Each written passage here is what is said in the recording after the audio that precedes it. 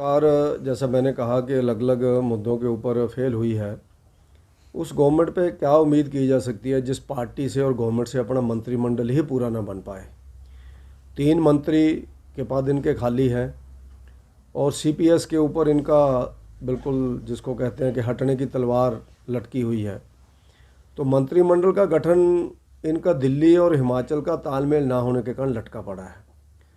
और अलग अलग जिलों के अंदर हम लोग देखें तो इम्बैलेंस है मंत्रिमंडल में। कांगड़ा के अंदर सिर्फ एक मंत्री है, बिलासपुर के अंदर कोई मंत्री नहीं है। इसी तरह से हिमाचल प्रदेश में जब जब भी हमने देखा है, क्योंकि अब पहले ही मंत्री 15% बनते हैं तो पहले ही राउंड में सब लोगों को बना दिया जाता है, लेकिन आपसी खींचतान होने के कारण, आपसी लड़ाई होने के कारण कांग्रेस पार्टी मंत्रिमंडल का विस्तार नहीं कर सकी है, यानी पूरा नहीं कर सके हैं।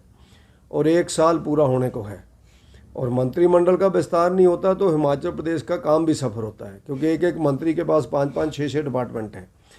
मुख्यमंत्री जी के पास बहुत ज़्यादा डिपार्टमेंट हैं, जिसके कारण सब लोग इस ओर ध्यान नहीं दे पा रहे हैं कामों की ओर।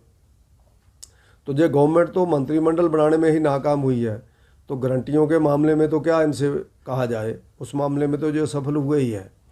और इसी तरह से हिमाचल प्रदेश के अंदर जो नशे का प्रभाव है वो बहुत ज़्यादा बढ़ रहा है।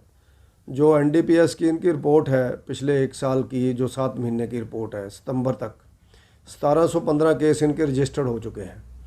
और इसी तरह से अगर कंपैरिजन की बात करें तो भारतीय जनता पार्टी के समय पर ऐसे बहुत कम केसेस थे।